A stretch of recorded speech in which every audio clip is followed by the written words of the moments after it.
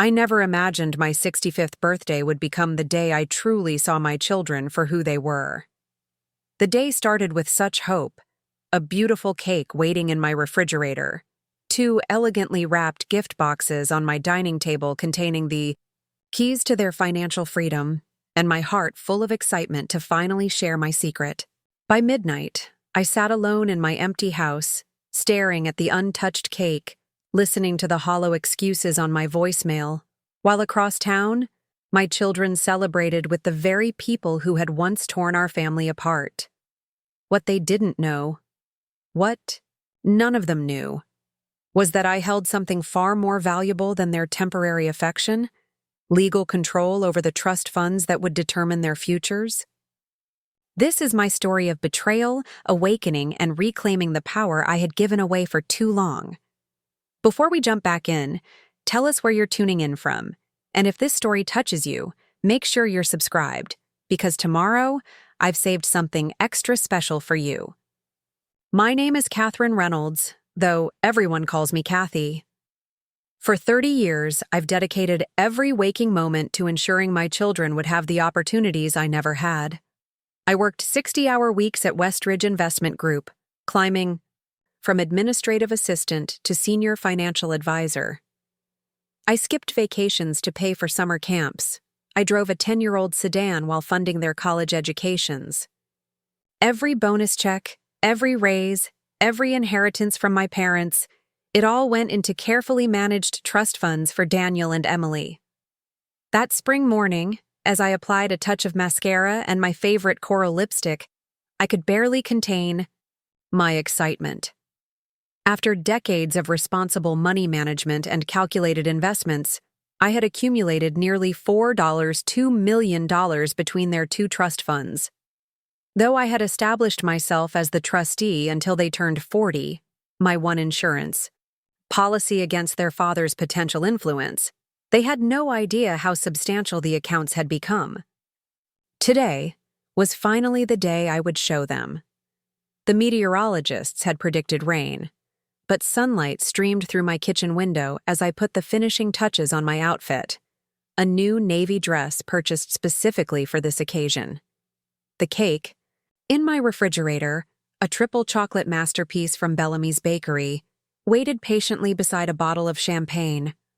On the dining room table sat two identical boxes wrapped in silver paper, each containing a portfolio detailing their respective trust funds, $1 million each, accessible immediately if they chose. I imagined Daniel's face.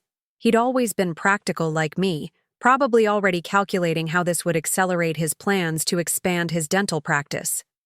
And Emily, artistic and impulsive, might finally open that photography studio she'd been talking about since college. For once, I wouldn't need to worry about their father's poisonous influence. Robert couldn't touch this money, couldn't manipulate them with promises of future wealth. This was my gift, earned through decades of sacrifice. At noon, I received a text from Emily. "Running behind on a project. Might be late tonight. Don't wait on dinner." I frowned slightly but responded with understanding. My daughter had recently been promoted at her graphic design firm, and I knew how demanding her new position could be. 20 minutes later, Daniel called. His voice rushed and distracted. "Mom, I'm so sorry, but one of my patients had an emergency. I'll need to do a procedure this evening." I assured him it was fine, that I'd keep everything warm for whenever they arrived. Still, an uneasy feeling settled in my stomach as I adjusted the table settings from 3 to whenever they might arrive. I called Betty, my neighbor and closest friend since the divorce, who had planned to come by later for dessert. "They're both running late," I explained. "Work emergencies." Betty's silence spoke volumes. "On your birthday? Both of them?" "It happens." I defended them immediately. "They have responsibilities. They'll be here when they can." Another pause. "Cathy, do you want me to come over early? Keep you company while you wait?" No, I insisted, though something in her tone made me nervous. "I'm sure they'll be here soon. I'll text you when dinner's starting." By 4 o'clock, I had rearranged the flower centerpiece 3 times. By 6, I'd checked my phone so frequently that the battery had dropped to 15%. At 7, I finally turned on the oven to warm the rosemary lamb I'd prepared, Daniel's favorite since childhood. By 8, I'd turned it off again, not wanting to dry out the meat. At 8:43 p.m., my phone chimed with a message from Emily in our family group chat. "So sorry, Mom. This project deadline got moved up. Can't make it tonight. Lunch tomorrow instead?" Before I could respond, Daniel added, "Emergency turned complicated. Patient needed additional work. Rain check? Love you, happy birthday." I stared at the screen until it went dark. 65 years old, and I couldn't remember the last time I had felt so utterly alone. With mechanical movements, I covered the food with plastic wrap and returned it to the refrigerator. The cake, the champagne, the gifts, everything went untouched. I poured myself a glass of wine instead and sank into my sofa. That's when my phone rang. Expecting Betty, I answered without checking the caller ID. "Catherine, it's Diane from across the street." My shoulders tensed immediately. Diane Foster had been my neighbor for 15 years, but we'd never been friends. She'd always seemed to take pleasure in others' misfortunes, particularly mine. "Yes, Diane." I kept my voice neutral. "I'm at the Waterside Grill with my daughter right now. Thought you should know I just saw your kids here." My heart dropped. "I'm sorry?" "Daniel and Emily? They're here with a big group, celebrating something. Thought they were supposed to be at your place for your birthday?" Her voice dripped with false concern. "Aren't they both having work emergencies tonight?" I thanked her stiffly and hung up, my fingers trembling as I opened Instagram. Emily had always been careless about her social media privacy settings. Sure enough, her latest story, posted just 30 minutes earlier, showed her raising a glass in the private dining room at Waterside Grill. I recognized Daniel beside her, his arm around his wife Rebecca. But what made my blood run cold was the man at the head of the table, beaming broadly as he cut into a cake decorated with "Happy 25th Anniversary" in elegant script. Robert, my ex-husband. And beside him, radiant in a crimson dress that probably cost more than my monthly mortgage payment, sat Pamela, the woman he'd left me for 20 years ago. The image blurred as tears filled my eyes. I blinked them away, refusing to cry over Robert Wilson one more time in this lifetime. As I scrolled through more photos, the truth became increasingly clear. This wasn't just an anniversary dinner, it was a double celebration. The second cake, smaller but no less elaborate, read, "Congratulations on your promotion, Emily. My daughter had received a promotion, and rather than sharing this news with me, she had chosen to celebrate with the father who had walked out on us and the woman who had helped destroy our marriage." Daniel was there too, presenting Robert with an expensive-looking watch based on the open jewelry box visible in one photo. The betrayal cut deep, but what hurt more was the realization that this wasn't new behavior. This was simply the first time I couldn't ignore what had been happening for years. How many other work emergencies had actually been time spent with Robert and Pamela? How many times had my children chosen them over me while I continued to dedicate my life to their well-being? As these thoughts swirled through my mind, my phone dinged with a calendar reminder. Finalize trust fund documentation with Norton. James Norton, my financial advisor and attorney, had prepared all the paperwork to transfer partial control of the trust funds to Daniel and Emily as a birthday surprise. Tomorrow, I was scheduled to sign everything over to them. I stared at the notification for a long moment. Then, with a decisiveness that surprised even me, I deleted it.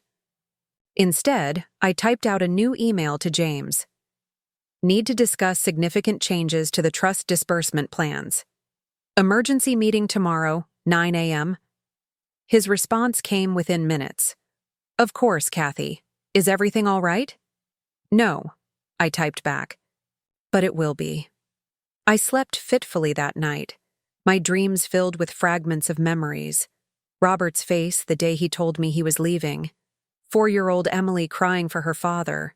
Teenage Daniel's growing resentment as I worked longer hours to keep us afloat. The first time I noticed my children exchanging knowing glances when I mentioned my plans for the future. Morning arrived with the soft patter of rain against my bedroom window. I rose early, showered, and dressed with unusual care. Charcoal, pencil skirt, ivory blouse, grandmother's pearl earrings, battle armor of sorts. When I arrived at Norton Financial Advisors, James greeted me with concern written across his features. Preparing and narrating this story took us a lot of time, so if you are enjoying it, subscribe to our channel. It means a lot to us. Now back to the story. "I've known you for 20 years, Cathy," he said after we were settled in his office. "I've never seen you look so determined." I placed my handbag on his desk and extracted my phone, opening Instagram to Emily's posts from the previous night. Wordlessly, I passed it to him. James scrolled through the images, his expression growing increasingly grim. "I see," he said finally. "And the changes you want to make?" "I'm not signing over control of the trusts," I stated firmly. "Not now, possibly not ever." "That's certainly your right as trustee," James nodded. "But what exactly do you want to do instead?" I took a deep breath. "I want to restructure everything. The original plan was that they would gain access at 40, with me as trustee until then. I want to change the terms." For the next hour, James and I outlined a new approach. Rather than receiving lump sums or gaining control at a predetermined age, Daniel and Emily would now receive staged payments based on specific life achievements and demonstrations of financial responsibility. Additionally, a significant portion would be redirected to a charitable foundation for single mothers rebuilding their lives after divorce, a cause deeply personal to me. "They'll fight this," James warned. "They might even try to have you declared incompetent to manage the funds." I smiled thinly. "Let them try. I've documented every investment, every decision for 30 years. I've never made a single financial misstep, and I've never touched a penny of that money for myself, even when I had every legal right to do so." "What about telling them? Do you want to inform them of these changes?" I considered this carefully. "Not yet. For now, let's just proceed with the restructuring. I'll tell them when the time is right." As I drove home, a strange lightness filled my chest. For decades, I had centered my existence around my children's needs and happiness. I had forgiven their gradual drift toward Robert and Pamela, justifying it as normal teenage rebellion or the natural desire to maintain relationships with both parents. I had accepted their forgotten birthdays, their last-minute cancellations, their obvious lies. No more. My phone rang as I pulled into my driveway. Emily. I let it go to voicemail, then listened as her voice filled my car. "Mom, I'm so sorry. About yesterday. Can we do lunch today? My treat. I have exciting news to share." Her promotion. The one she'd already celebrated with her father and Pamela. The one she hadn't bothered to tell me about until now. I deleted the message without returning the call. Inside, I found my dining room exactly as I'd left it. The wrapped portfolios still centered on the table, the place settings perfectly arranged. With methodical movements, I cleared everything away. The portfolios went into my home office safe. The good china returned to its cabinet. The special tablecloth, hand-embroidered by my mother, was gently folded and placed back in its drawer. The doorbell rang just as I was putting away the last wine glass. Through the peephole, I saw Daniel, shuffling awkwardly on my porch, a bouquet of flowers in one hand and a small gift bag in the other. Beside him stood Emily, her expression a carefully constructed mask of contrition. For a moment, I considered not answering. Then, straightening my shoulders, I opened the door. "Mom!" Emily stepped forward immediately, arms outstretched. "We're so sorry about yesterday." "There was an actual emergency," Daniel added quickly, "with a patient. That part wasn't a lie. But afterward, Emily continued, Dad called and insisted we come to this thing for their anniversary. We didn't want to go, but you know how he gets when we say no. I stood silently, noting how easily the falsehoods rolled off their tongues. Daniel couldn't meet my eyes as he thrust the flowers toward me. Emily's smile wobbled at the edges as my silence stretched on. Aren't you going to invite us in? She finally asked. I stepped back, allowing them to enter. They moved toward the living room, clearly expecting us to settle into our usual places. Emily on the love seat, Daniel in the armchair, me on the sofa where I could best see both their faces. Instead, I remained standing. I saw the pictures, I said simply. They exchanged a quick glance, the same look I'd seen countless times before. The look that said, What story are we going with? What pictures? Daniel attempted, but his voice lacked conviction. Emily's Instagram posts, the anniversary celebration, your promotion, Emily, the watch you gave your father, Daniel.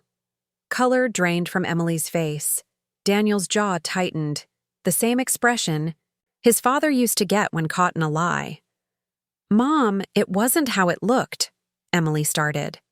It looked like you were celebrating with your father and Pamela instead of with me on my birthday. After lying about why you couldn't be here. We're going to come afterward, Daniel protested. But the dinner ran later than expected and… Stop. My voice cut through his excuses like a knife. Just stop lying. I've accepted your excuses for 20 years. I've pretended not to notice when you cancel plans with me to spend time with them. I've ignored how you call Pamela Mom when you think I can't hear. I've overlooked the fact that neither of you has remembered my birthday without a reminder from my calendar app since you turned 18. They stared at me, mouths slightly open. I had never spoken to them this way before. I had always been the understanding mother, the one who never complained, who always put their needs first.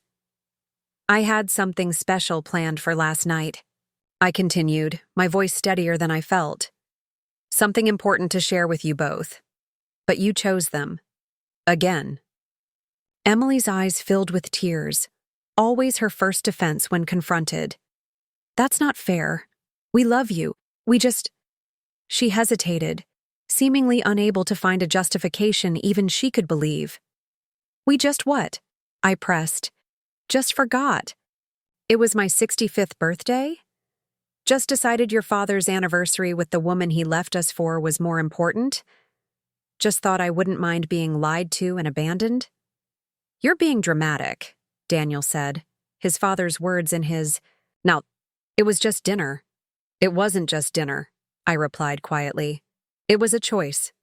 One you've been making for years, and now I'm making mine. Emily stepped forward, alarm replacing the crocodile tears. What does that mean? I met her gaze directly. It means I'm done being your safety net while you prioritize everyone else. It means I'm finished watching you choose your father over me at every opportunity, even after I was the one who kept you fed, clothed, and educated after he decided we weren't worth his time anymore. This is about money, isn't it? Daniel's eyes narrowed. You're upset because we got Dad an expensive gift. A bitter laugh escaped me. No, Daniel, this isn't about the watch. Though it's interesting that your mind went straight there. Then what is this about? Emily demanded, frustration replacing her performative remorse. I walked to my office and returned with a single document, a recent statement showing the combined value of their trust funds. I placed it on the coffee table between us. This is what I wanted to give you last night. For 30 years, I've been building these accounts for you. Every raise, every bonus, every bit of overtime went into securing your futures. Yesterday, I planned to sign over partial control to both of you as a birthday gift to myself. The gift of seeing you benefit from my life's work. They stared at the figure on the statement, eyes widening as they registered the amount. 4 million, Daniel whispered. And now? Emily looked up, voice unsteady. Now I'm reconsidering everything, not just the timing of when you'll lie. Receive this money, but whether you deserve it at all. You can't do that. Daniel stood abruptly. That's our money. No, I corrected calmly. It's my money. I earned every cent. I established the trusts. I am the sole trustee with complete legal control until you turn 40, which is still 5 years away for you, Daniel, and 7 for Emily. But you've always said it was for us, Emily protested, panic edging into her voice. And you've always claimed to care about me, I countered. Yet here we are. The silence that followed was deafening. Daniel paced the small space between the coffee table and the television, hands clenching and unclenching. Emily sank onto the love seat, her face ashen. What do you want from us? She finally asked, voice small. I considered her question carefully. What did I want? An apology wouldn't erase years of feeling secondary in my own children's lives. Promises to do better would ring hollow after so many broken ones before. I want you to leave, I said at last. I need time to think about what happens next, with the trusts, with our relationship, with everything. Mom, please, Daniel began, but I held up my hand. I've spent 30 years putting your needs first. I'm asking for space to consider my own now.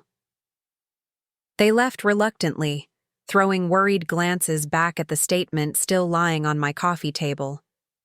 As the door closed behind them, I felt an unexpected sense of peace wash over me. For the first time in decades, I had put myself first.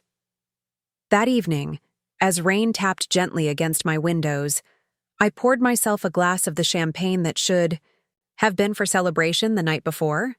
I raised it in a silent toast to the woman I had been, devoted, selfless, endlessly forgiving, and to the woman I was becoming, someone who finally understood her own worth. My phone buzzed with text, notifications throughout the evening. Emily. Mom, please talk to us. Daniel. We need to discuss this like adults. I silenced them all, focusing instead on the small notepad in front of me where I was outlining a new future, one that included tropical vacations I'd always denied myself, art classes I'd longed to take, perhaps even selling my modest townhouse, for the lakeside cottage I'd dreamed of since childhood. The trust funds would remain intact, but with new conditions. My children would need to demonstrate more than just reaching an arbitrary age to access what I had saved for them. They would need to show integrity, responsibility, and genuine care for others. Whether they could meet these standards remained to be seen. But for the first time in 30 years, their future wasn't my only concern. As I drifted off to sleep, that night, I felt lighter than I had in years. Tomorrow would bring difficult conversations and perhaps painful confrontations. My children might even attempt legal action, though James had assured me my position was unassailable. None of that mattered now. I had reclaimed something far more valuable than money, my power to choose my own path forward, and I intended to make the most of it. The morning after my confrontation with Daniel and Emily brought unexpected clarity. I awoke before my alarm, feeling strangely energized, despite having slept only a few hours. The weight I'd carried for decades, the constant need to excuse their behavior to pretend their gradual abandonment wasn't happening, had lifted. In its place was something unfamiliar. Anger, yes, but also liberation. I made coffee and carried it to my small home office, where the trust documents waited in neat stacks. For 30 years, I had managed these accounts with meticulous care, viewing myself merely as their caretaker until my children were ready to receive what I'd built. Now, reviewing the quarterly statements and investment reports, I recognized something I'd overlooked. This wasn't just their future I'd been safeguarding. It was the physical manifestation of my life's work, my sacrifices, my expertise. My phone had accumulated 27 missed calls overnight, 15 from Emily, 9 from Daniel, 2 from Betty checking on me, and one from James confirming our follow-up appointment that afternoon. I ignored them all as I prepared for my day, choosing a deep burgundy blouse that had languished unworn in my closet. Too bold, I'd always thought, preferring to blend into the background. Not anymore. The doorbell rang as I was applying lipstick. Through the peephole, I saw Rebecca, Daniel's wife, shifting nervously on my front step. We'd always maintained a cordial relationship, though I'd sensed her discomfort around me at family gatherings. Now I understood why. She'd been participating in the deception all along. I opened the door but blocked the entrance with my body. "Rebecca, this is unexpected." She offered a thin smile. "Cathy, I hope I'm not interrupting. Daniel sent me to do what, exactly?" I asked, keeping my tone neutral. "Convince me to change my mind about the trusts, report back on my mental state, or perhaps deliver another carefully crafted excuse for why both my children chose their father's celebration over my birthday?" Her smile faltered. "It's not like that. They feel terrible about what happened. They feel terrible about potentially losing access to $4 million, I corrected. "There's a significant difference." Rebecca sighed, glancing back at her car where I noticed movement behind the tinted windows. "Daniel's waiting," she admitted. "He thought you might be more receptive to me." The calculated nature of their approach sparked fresh indignation. "Always sending someone else to fix his problems," I murmured, more to myself than to her. "Just like his father." "Cathy, please." Rebecca leaned closer, lowering her voice. "This situation is getting out of hand. Daniel hardly slept last night. Emily's called me crying 3 times already this morning. Can't we just talk about this?" "Like family?" "Family," I repeated, tasting the bitterness of the word. Was it family consideration that led all of you to lie to me? Was it family loyalty that had you celebrating with Robert and Pamela while I sat alone on my birthday? She had the grace to look ashamed. That was wrong. I told Daniel we should have been honest with you from the start. But you weren't. And now you're here not because anyone's genuinely sorry, but because there are financial consequences. That tells me everything I need to know about where I stand in this family." Rebecca opened her mouth to respond, but I continued. "I have an appointment to keep. Please tell Daniel that if he wants to speak with me, he can do so directly, not by sending his wife as a buffer, and not with Emily as backup in the car." Her eyes widened slightly. I nodded toward the vehicle. "I may be 65, but my eyesight is perfectly fine. Good day, Rebecca." I closed the door firmly, then watched through the side window as she returned to the car, gesturing animatedly as she spoke to its other occupants. Moments later, the vehicle pulled away from the curb, tires squealing slightly in a childish display of frustration. At precisely 10 o'clock, I arrived at Norton Financial Advisors for my second meeting with James. His assistant, Marlene, greeted me with unusual warmth. "Mr. Norton is expecting you, Mrs. Reynolds. Can I get you anything? Coffee? Water?" "I'm fine, thank you," I replied, noting the way her eyes lingered on my face. Word had clearly spread about yesterday's dramatic meeting. James rose when I entered his office, gesturing to the chair opposite his desk. "Cathy, how are you holding up?" "Better than expected," I answered truthfully. "Though my children have already launched their counteroffensive. Daniel sent his wife to soften me up this morning." He frowned. "That was quick. Have they threatened? Legal action yet?" "Not explicitly, but I suspect it's coming, especially once they realize I'm serious about restructuring everything." James nodded, opening a folder on his desk. "I've drafted the amendments we discussed yesterday. I also took the liberty of arranging a comprehensive evaluation with Dr. Levine next week."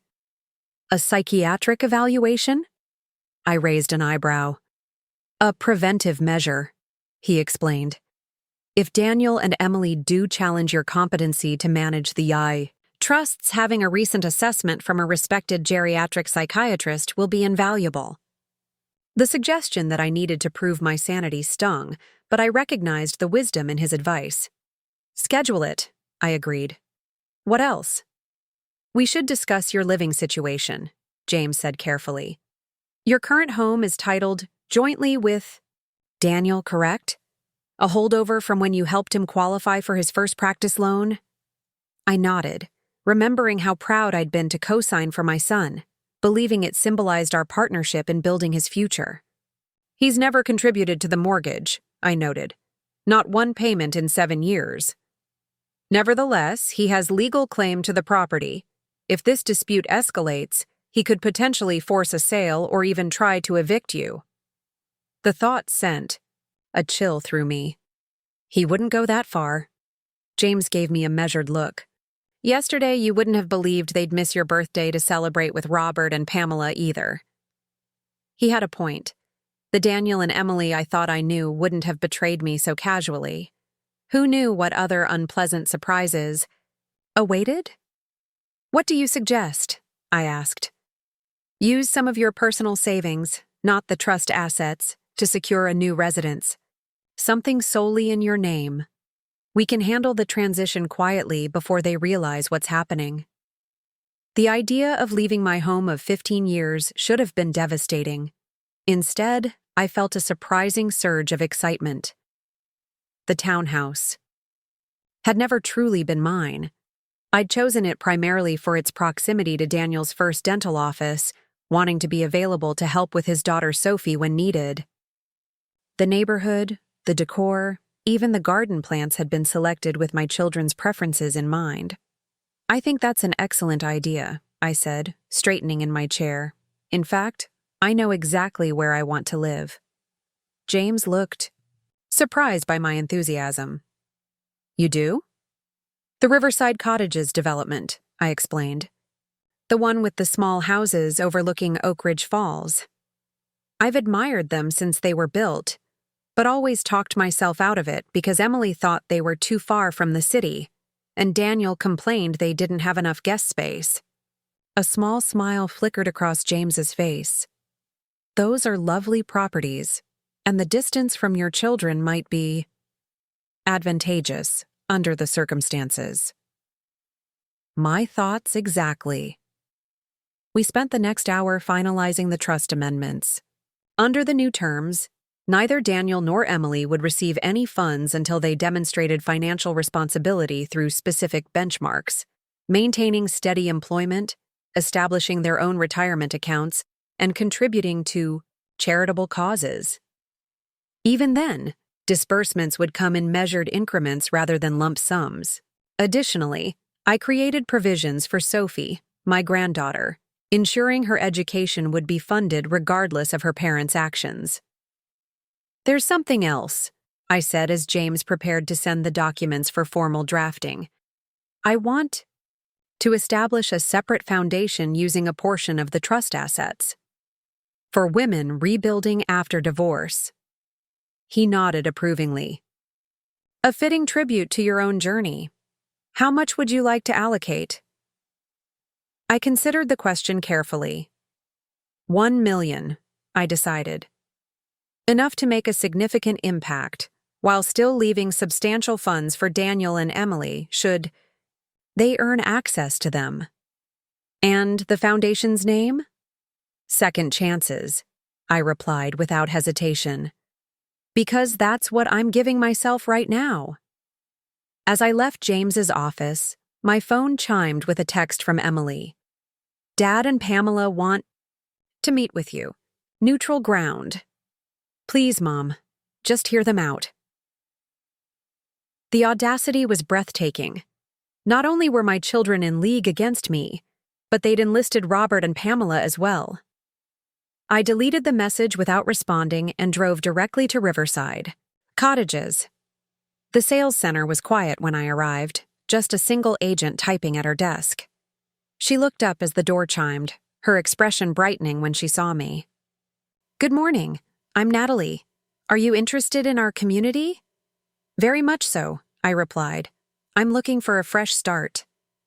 Natalie turned out to be a recent divorcee herself, and as she showed me the available properties, we connected over the challenge of reinvention in middle age. The third cottage we visited, a compact 2-bedroom with a sunroom overlooking the water, felt immediately right.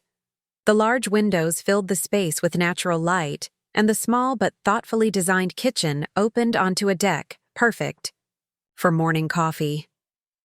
"It's exactly what I want," I told her as we stood in the primary bedroom, watching a blue heron stalk through the shallows below.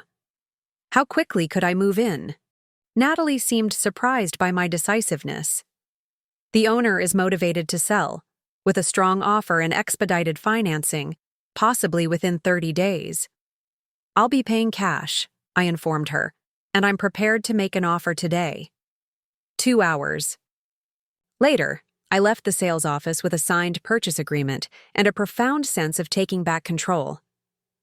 The cottage was significantly smaller than my current home. No spare bedroom for overnight visitors, no formal dining room for holiday gatherings, no office where I could help Daniel with his practice paperwork or assist Emily with her taxes. Just space for me, my books, and perhaps a cat or two. The freedom was intoxicating. When I returned home, I found Emily sitting on my front steps. Her eyes were red-rimmed, her normally immaculate appearance disheveled. She jumped up as I parked in the driveway. "Mom, where have you been? I've been waiting for hours." I retrieved, my purse from the passenger seat, taking my time. I wasn't aware we had plans. "I've been calling and texting all day." Her voice rose with indignation. "You can't just drop a bomb like yesterday and then disappear." I walked past her to unlock the front door. "I wasn't aware I needed your permission to conduct my own affairs."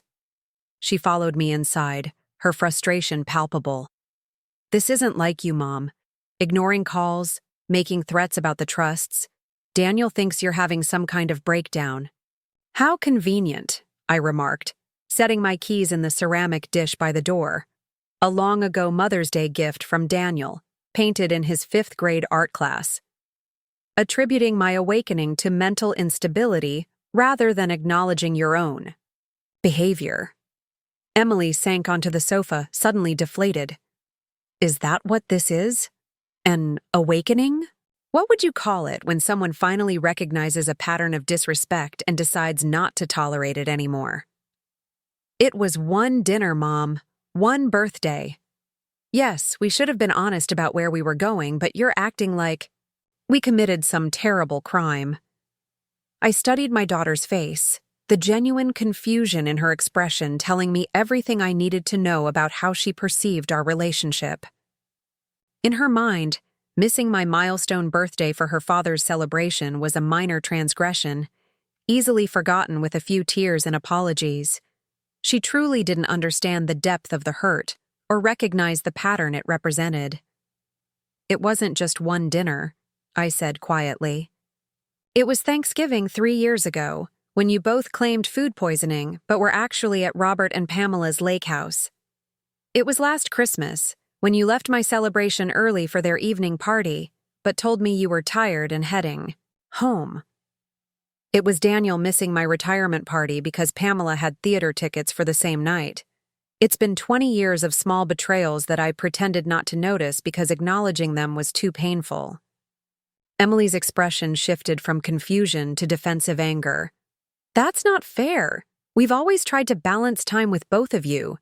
Do you have any idea how hard it is navigating between divorced parents? You're 33 years old. Emily, you've been an adult longer than you were a child of divorced parents. At some point, the excuse expires." She crossed her arms tightly. "So what now? You hold our futures hostage until we perform whatever penance you've decided we deserve?" The characterization stung, but I kept my voice level. "The trusts were created to secure your futures, not to fund lifestyles of entitlement.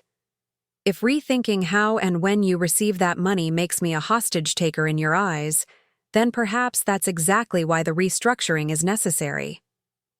"Dad says you're being vindictive," she fired back, "using the only power you have left to punish us for maintaining a relationship with him." Of course Robert would frame it that way. Your father walked out on a 20-year marriage to be with his administrative assistant, I reminded her. He fought paying child support, missed half your school events, and left me to handle everything from your college applications to your mental health crises. Yet somehow, I'm the villain for expecting basic consideration from my adult children. Emily's eyes filled with tears. That's your version of what happened. Dad says. I don't care what your father says, I interrupted, suddenly weary of the circular conversation. I care about what you and Daniel do. And what you did was choose his celebration over my birthday, lie about why, and then act shocked when there were consequences. She wiped her eyes, smearing mascara across her cheek. So there's nothing we can do? You've made up your mind to punish us financially because your feelings were hurt? The oversimplification was so dismissive, it nearly took my breath away. This isn't about punishment, Emily. It's about finally recognizing my own worth in this family. It's about acknowledging that I've spent 30 years putting everyone else first, and maybe it's time I considered my own happiness. By taking away our trust funds, she challenged. By reconsidering a gift neither of you seems to value properly, I corrected. The money hasn't disappeared. It's still there, waiting for you to demonstrate that you deserve it. Emily stood abruptly. Daniel was right. There's no reasoning with you when you're like this. She grabbed her purse from the coffee table. Call us when you're ready to have a rational conversation about our futures. As she stormed toward the door, I felt an odd sense of déjà vu. How many dramatic exits had I witnessed over the years? How many times had I chased after my children, apologizing for holding them accountable, desperate to restore peace at any cost to myself? Not this time.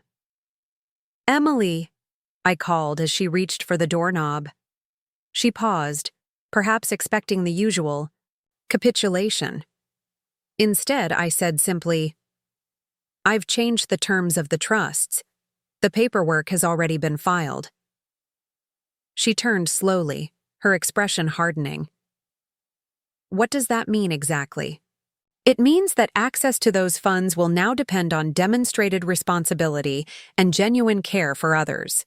It means a substantial portion will go to a foundation supporting women rebuilding their lives after divorce. And it means that your father and Pamela will have no influence over any of it. The color drained from her face. You can't do that. I already have. After Emily left, I poured myself a glass of wine and carried it out to my small patio. The afternoon sun filtered through the maple tree I'd planted when we first moved in, creating dappled patterns across the flagstones. 15 years ago, Daniel had helped me lay those stones, working alongside me through a sweltering July weekend. Emily had brought us lemonade and taken photos for the family album. We'd felt like a team then, united despite Robert's absence. When had that changed? When had my children begun seeing me as an obligation rather than a person with feelings and needs of her own? Perhaps it had been gradual. Robert's subtle influence, Pamela's careful cultivation of their affection, the natural pull of adult independence. Or perhaps I had contributed to the problem by making myself endlessly available, eternally understanding, perpetually willing to accept leftovers of their time and attention. My phone rang, pulling me from these reflections. Betty's name flashed on the screen. Cathy, what in the world is going on? Emily just called me in tears, saying you're threatening to disinherit them over a missed birthday dinner. I sighed, unsurprised that my daughter had recruited reinforcements. That's not exactly accurate, Betty. Well, what is accurate? Because Daniel left me a similar message an hour ago, and then Robert called Jack, asking if he'd talk some sense into you. My phone hasn't stopped ringing all day. Robert involving Betty's husband Jack was a new low, but not entirely unexpected. The two men had remained friends after the divorce, occasionally golfing together despite Betty's loyalty to me. The short version? I took a sip of wine. I discovered my children lied about working late on my birthday so they could attend Robert and Pamela's anniversary celebration instead. When confronted, they showed more concern for potentially losing access to their trust funds than for how deeply they'd hurt me. So yes, I'm restructuring those funds to reflect my current understanding of our relationship. Betty was silent for a moment. "Oh, Cathy," she finally said, her voice softening. "I'm so sorry. No wonder you sounded off when we spoke that night." "You knew, didn't you?" I realized suddenly. "That's why you offered to come over early." Another pause. Diane Foster mentioned seeing them at Waterside Grill that afternoon, setting up decorations. I wasn't certain, but I suspected something was happening. The revelation should have hurt, but instead, it reinforced my resolve. Even Betty, my closest friend, had kept information from me, likely trying to spare my feelings, but ultimately, participating in the deception. "I'm making some changes, Betty," I told her. "Not just with the trusts, but with everything. I've bought a cottage at Riverside." "You're moving?" she gasped. "But you love your townhouse. And what about being close to Sophie, to all of us?" "The townhouse was always a compromise," I replied. "And as for proximity, well, it seems distance hasn't prevented my family from making other choices already." "This seems so sudden," Betty fretted. "Are you sure you're thinking clearly? After all, it was just one missed birthday." I recognized the echo of Emily's dismissal in her words. "It was the final missed birthday," I corrected gently. "The last in a long series of moments where I was deprioritized. The difference is that this time, I'm choosing not to accept it." We spoke a while longer, Betty gradually shifting from concerned intervention to reluctant understanding. By the time we hung up, she'd offered to help with packing and promised to visit once I was settled in my new home. Whether that promise would materialize remained to be seen, but I appreciated the gesture nonetheless. That evening, as I began, the process of sorting through 15 years' accumulation of possessions, deciding what would come with me to the cottage and what would be left behind, my doorbell rang yet again. Expecting Daniel this time, the next logical escalation in their campaign, I was startled to find Robert himself standing on my porch, looking oddly diminished without Pamela beside him. "Hello, Catherine," he said, using my full name as he always had during our marriage. "May I come in? I think we need to talk." Every fiber of my being wanted to slam the door in his face. This man had betrayed our marriage vows, abandoned our children emotionally if not financially, and spent years undermining my relationship with them. Yet curiosity won out over righteous anger. "You have 10 minutes, I informed him, stepping back to allow him entry but not inviting him further than the foyer. Robert glanced around, taking in the boxes and sorted piles. "You're moving?" "That's not why you're here," I replied flatly. "Say what you came to say." He sighed dramatically, always the put-upon victim in his own narrative. "The kids are beside themselves, Catherine. Emily can barely function. Daniel's worried about how this will affect his practice expansion plans. This vendetta has gone far enough." "Vendetta?" I repeated, tasting the bitterness of the accusation. "Is that what you call it when someone finally stands up for themselves after decades of disregard?" "I call it using financial manipulation to punish young adults for maintaining a healthy relationship with their father," he countered. "It's beneath you, Catherine. Or at least, it used to be." I studied the man I had once pledged to love forever. The years had not been particularly kind to Robert. His hairline had receded significantly. Deep lines bracketed his mouth, and the trim physique he'd maintained during our marriage had given way to the soft roundness of comfortable middle age. Yet his expression remained the same, that mixture of condescension and certainty that had once made me question my own perceptions. "Tell me something, Robert," I said, crossing my arms. "When you and Pamela planned your anniversary celebration, did either of you consider that it fell on my birthday? A birthday our children would traditionally spend with me?" He shifted uncomfortably. Dates are complicated. Things get scheduled based on venue availability, work commitments. That's a no then, I interrupted. You didn't consider it. Because my feelings have never been a factor in your decisions. Why would this be any different? Robert's expression hardened. This isn't about you and me, Catherine. This is about you using money to control our children because you're jealous of their relationship with Pamela.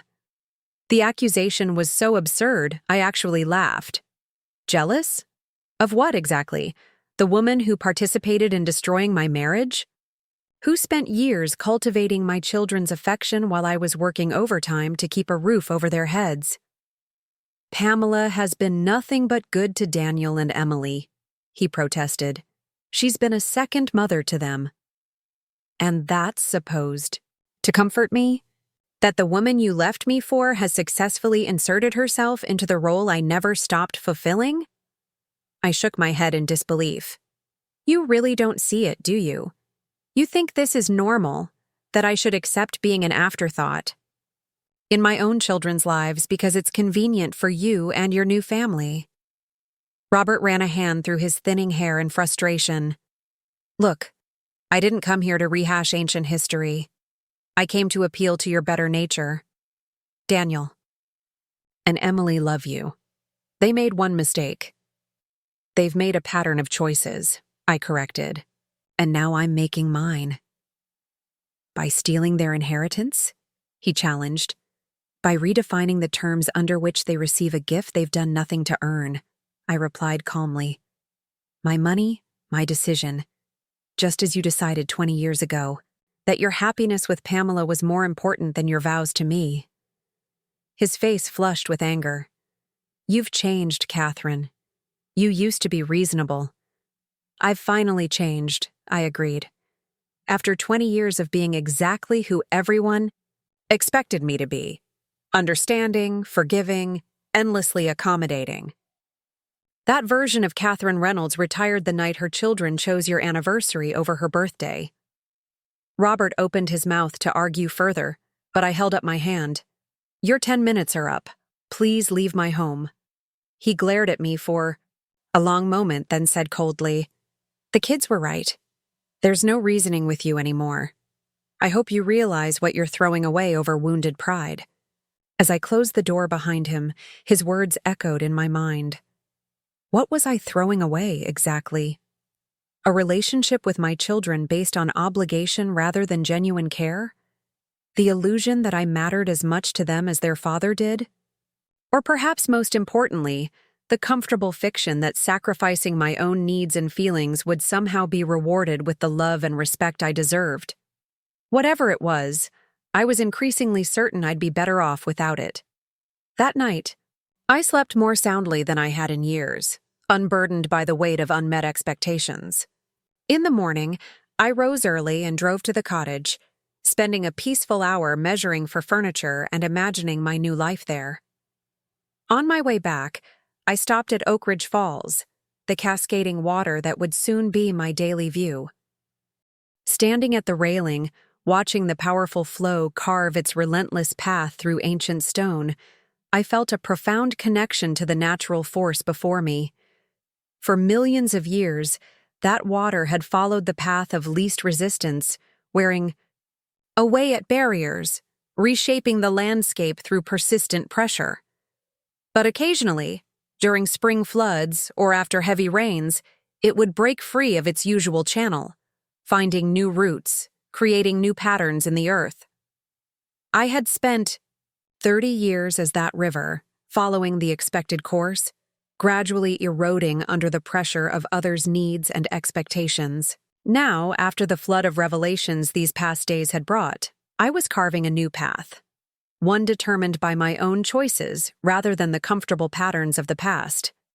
It wouldn't be easy. Already the repercussions were rippling outward, my children's panic, Robert's intervention, Betty's concern.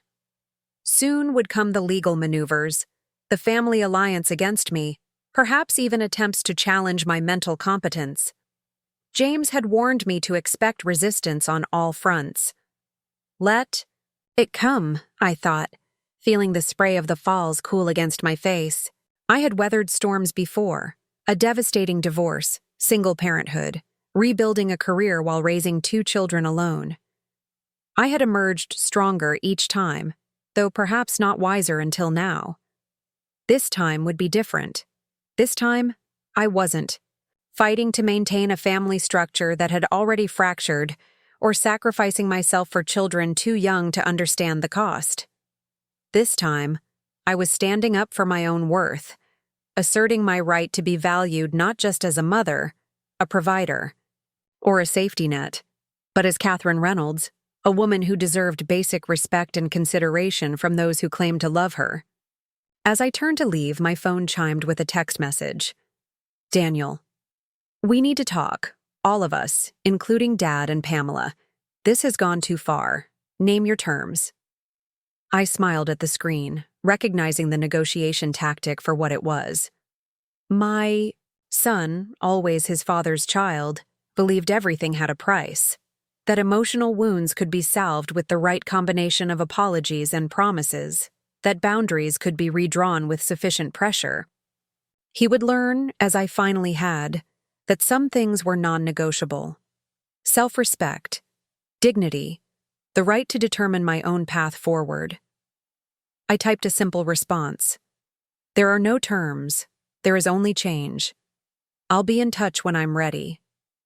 Then I silenced my phone, slipped it into my pocket, and walked back to my car, ready to continue the work of rebuilding my life, not around my children's needs or my ex-husband's convenience, but around my own long-deferred dreams. The river had found a new course, and this time, nothing would divert it back to the old, worn channels of the past. 3 days after my meeting with James, the legal notifications I'd been expecting finally arrived. Official letters addressed to Daniel and Emily, informing them of the changes to their trust funds. I had instructed James to be thorough but compassionate in his explanation. This wasn't about punishment, but recalibration. Not vengeance, but accountability. Whether my children would perceive that distinction remained to be seen. I spent that morning at Riverside Cottage, meeting with contractors about minor renovations before my move-in date. The current kitchen cabinets, a dated oak with brass hardware, would be replaced with simple white shaker-style doors and brushed nickel pulls. The living room's worn beige carpet would give way to bamboo flooring, easier to maintain and better for my occasional allergies. Small changes that would transform the space from someone else's home to distinctly mine. While discussing bathroom fixtures with the tile installer, my phone rang. Daniel's dental office number. I declined the call, focusing instead on selecting the perfect shade of sea glass green for the shower tile. Minutes later, the phone rang again, then again. When it rang a 4th time within 30 minutes, I finally answered. Mom? Thank God. Daniel's voice was tight with barely controlled anger. Did you know about these letters from Norton? Tell me this is some kind of mistake. It's not a mistake, I replied calmly, stepping outside to continue the conversation away from the contractors. James sent those letters at my direction, explaining the changes we discussed earlier this week. Changes? You're gutting our trust funds. His voice rose sharply. Emily just called me hysterical. $1 million to some charity? Mandatory? Financial counseling? Performance metrics? This is insane. I leaned against the cottage's weathered deck railing, watching a pair of mallards navigate the creek below. The funds aren't being gutted, Daniel. They're being restructured to ensure they serve their intended purpose, supporting your future while encouraging financial responsibility. We're adults, not children who need an allowance based on good behavior, he snapped. You can't control our lives this way. I'm not trying to control your lives, I corrected. I'm setting appropriate conditions on access to money that I earned. There's a significant difference. Oh, so now it's your money. For 30 years you've told us those trusts were our college funds, our future security, our inheritance. Now suddenly, because we missed one birthday dinner, you're rewriting history? I took a deep breath, reminding myself that Daniel's perception of events had been shaped by decades of me downplaying my own needs. The money has always been mine to manage as trustee. That hasn't changed. What's changed is my understanding of what you and Emily need from these funds. Not blank checks, but thoughtful support tied to genuine effort and responsibility. This isn't about responsibility, he argued. This is about control. You're punishing us for having a relationship with Dad. If that were true, I would have dissolved the trusts entirely, I pointed out. Instead, I've created a clearer path to accessing those funds, one that benefits you long-term rather than enabling dependency. I've been running my own practice for 5 years, Daniel said coldly. I own a home, support my family, and manage multiple employees. How exactly am I dependent? Your mortgage is co-signed by me, I reminded him gently. Your practice expansion loan required my personal guarantee. The home you own was purchased with a down payment from your trust fund, a special disbursement I approved because you convinced me it was a sound investment in your future. I don't say these things to embarrass you, Daniel, only to provide accuracy where it seems to be lacking. The silence that followed told me my words had hit their mark. When Daniel spoke again, his tone had shifted from indignation to calculation, a trait he'd inherited from his father. Fine, let's talk about this reasonably. What exactly do you want? If this is about spending more time with you, we can arrange that. Weekly dinners, holiday planning, whatever will make you feel more included. The offer stung in its transactional nature. To Daniel, this was a simple equation: increased attention in exchange for restored financial support.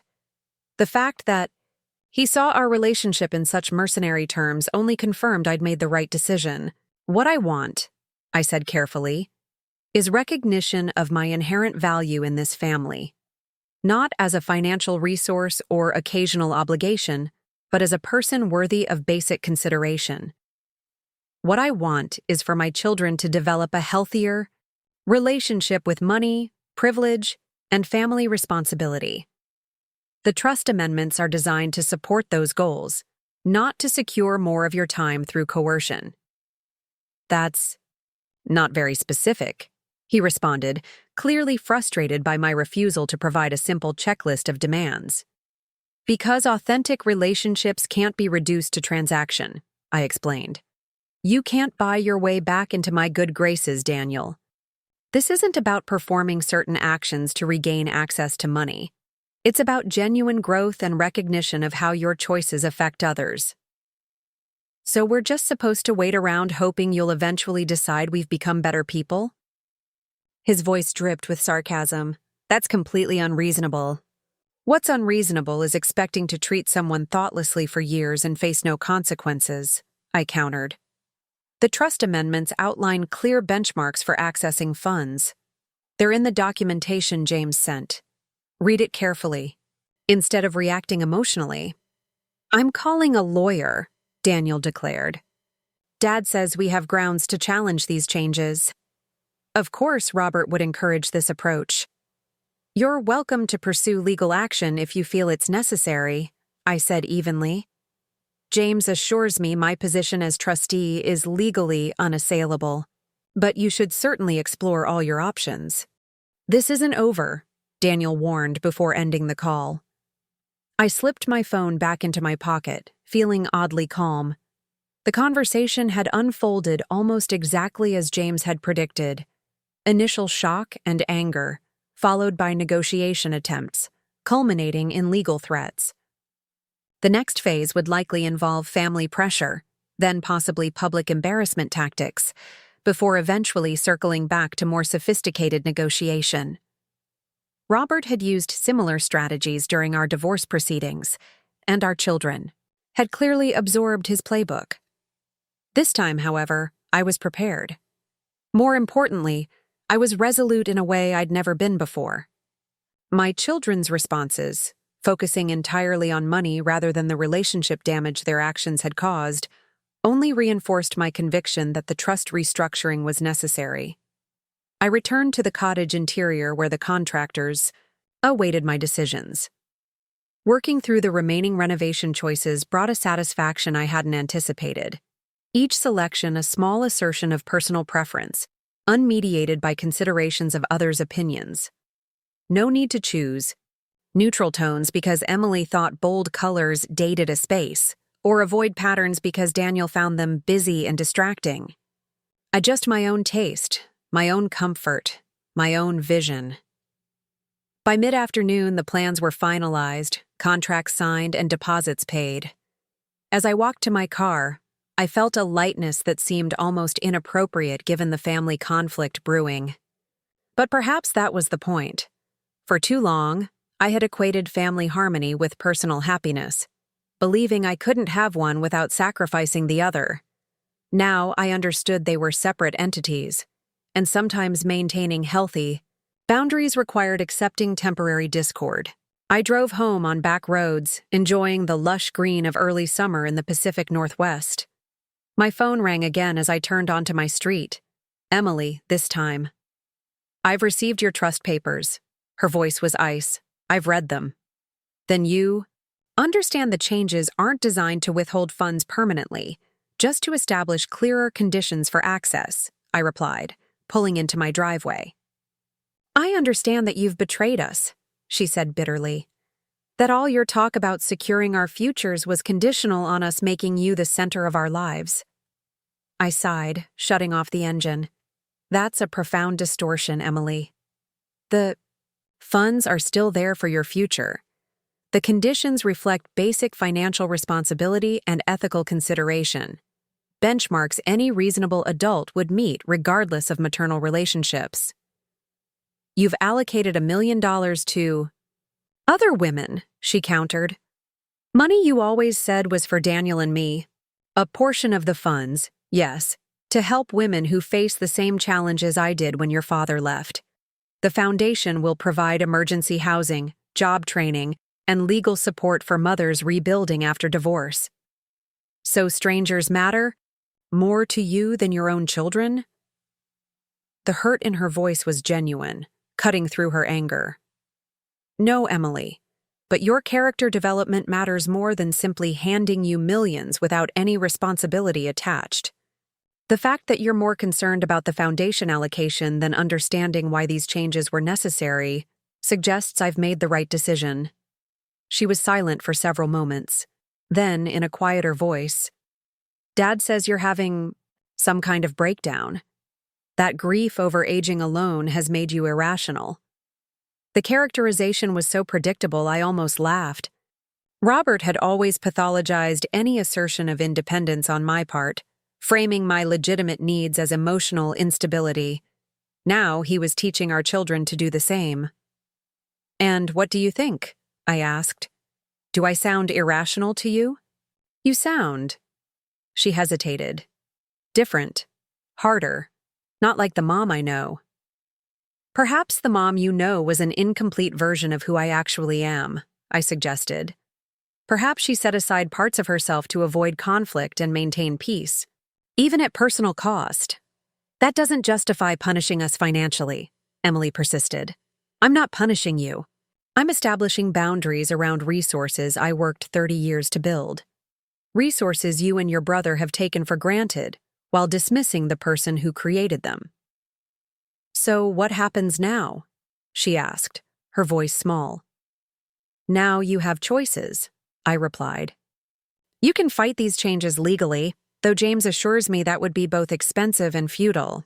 You can cut contact with me out of anger, which would be painful but ultimately your decision. Or you can take this opportunity to reflect on our relationship and how it might become healthier for everyone involved." "Healthier meaning what? That we abandon Dad to please you?" "I've never asked that of you," I said gently. "Not once in 20 years.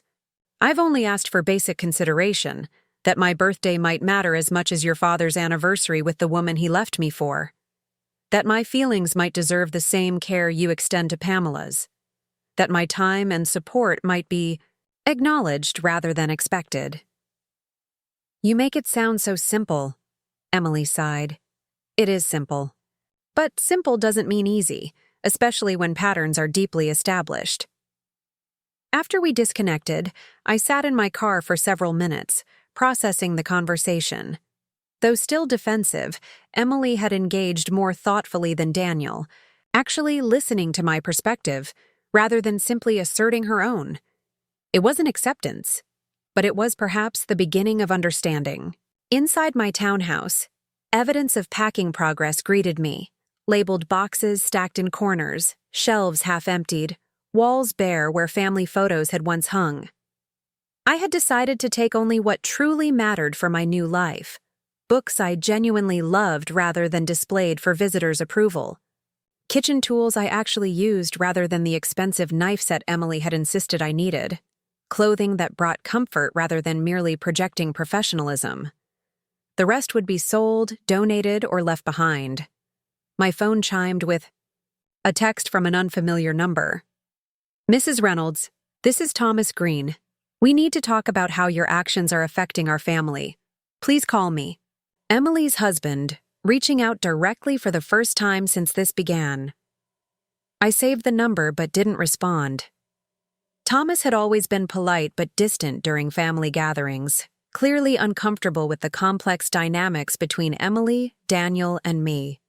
That he would involve himself now suggested the situation had escalated within their household. Sure enough, my doorbell rang less than an hour later. Through the peephole, I saw Thomas standing on my porch, shifting his weight nervously from foot to foot. His presence was unexpected. Though we had maintained cordial relations since his marriage to Emily 5 years ago, we had never developed a close relationship. He had always treated me with respect, but also a certain guardedness, as if unsure where his loyalties should lie in the complex web of family politics. I opened the door, noting his disheveled appearance, unusual for someone normally meticulous about his presentation. Thomas, this is a surprise. Mrs. Reynolds, he nodded tersely. May I come in? I think we need to talk. I stepped aside, allowing him into the foyer. He glanced around at the boxes and bare walls, clearly taken aback by the visible evidence of my impending move. You're really leaving? He asked, following me into the living room. I've purchased a cottage at Riverside, I confirmed, gesturing for him to sit. The closing is in 3 weeks. He remained standing, hands thrust into his pockets. Emily is devastated. She barely slept last night after reading those trust documents. She's convinced you've stopped loving her. The accusation struck me as particularly unfair. Changes to financial arrangements aren't statements about love, Thomas. They're statements about accountability and mutual respect. But the timing, right after a missed birthday dinner? He shook his head. It feels punitive. The timing reflects a culmination of patterns, not a single incident, I explained. The dinner was merely the catalyst for recognizing dynamics that have been problematic for years. Thomas sighed heavily, finally sinking onto the edge of the sofa. Look, I understand feeling hurt, but this response seems extreme. Emily relies on those trust distributions for her photography business. Without them, she'll have to take corporate clients again, work she hates. I studied my son-in-law carefully. Though generally supportive of Emily's artistic ambitions, Thomas had occasionally expressed frustration at the financial instability of her photography career. That he was now defending her access to trust funds that supplemented their income suggested the issue affected him more directly than I'd realized. The trust hasn't been dissolved, I reminded him. Emily can still receive distributions. She simply needs to meet certain conditions first, maintaining her own retirement account, demonstrating consistent income from her business, contributing to causes that help others. Conditions you know she'll struggle to meet, he countered. Emily's never been good with financial planning. That's why these quarterly distributions have been so important. They provide stability while she builds her client base. An uncomfortable realization dawned. Thomas, How dependent are you and Emily on those trust payments? He looked away, color rising in his cheeks. We've made certain financial decisions assuming that income would continue. What kind of decisions? He hesitated, then admitted. The lake house renovation, for one. We expanded the project based on Emily's assurance that her trust would cover any overruns, and there have been significant overruns. I recalled Emily mentioning renovations to the weekend property they'd purchased last year, a fixer-upper on Glenwood Lake that Thomas had apparently been working on during his free time. I hadn't realized the scope had expanded, nor that they were counting on trust disbursements to fund it. I wasn't informed of this expansion, I noted. As trustee, significant expenditures are supposed to be approved in advance. Thomas looked genuinely surprised. Emily said she'd discussed it with you, that you thought investing in property was smart long-term financial planning. Another piece clicked into place. Emily hadn't consulted me because she knew I would have questioned the wisdom of taking on additional renovation costs when her photography business was still operating at a loss. Instead, she had simply assumed the trust would cover whatever they needed, treating it as her personal emergency fund rather than the structured financial safety net it was designed to be. This illustrates exactly why the trust restructuring was necessary, I said gently. The funds were never intended to bankroll lifestyle upgrades or cover financial miscalculations. They were meant to secure your futures through careful, planned disbursements. Thomas ran a hand through his hair in frustration. So what are we supposed to do now? The contractors are halfway through. We've already paid deposits we can't get back. You have options, I pointed out. Scale back the project to what you can afford without trust funds. Take out a proper loan. Or meet the new conditions to receive distributions. They're not impossible, just more structured than before. Emily says you're setting her up to fail, he countered. That these conditions are designed to be punitive rather than constructive. I'm setting careful boundaries around resources that have been taken for granted, I corrected. If Emily views basic financial responsibility as an impossible standard, that only confirms why these changes were necessary. Thomas studied me. For a long moment, his expression unreadable. Then, unexpectedly, he asked, Have you spoken with Sophie recently? The sudden mention of my granddaughter caught me off guard. Not since before my birthday. Why? He hesitated, then said carefully, She's been asking about you. Wondering why you haven't called for your usual Sunday chat. Daniel told her we're busy, but she knows something's wrong. A pang of guilt shot through me. In the midst of confrontations with my children, I had neglected to consider how my sudden absence might affect 9-year-old Sophie. Our weekly video calls had been a fixture since she was old enough to hold a tablet. Time for her to share school projects, book recommendations, and the endless dramas of elementary social life. I would never intentionally distance myself. From Sophie, I assured him. She's not responsible for any of this. Then maybe start there, Thomas suggested, his tone softening. Show Emily that this isn't about cutting family ties or punishing bloodlines, that you're still capable of maintaining loving relationships even while enforcing these new boundaries.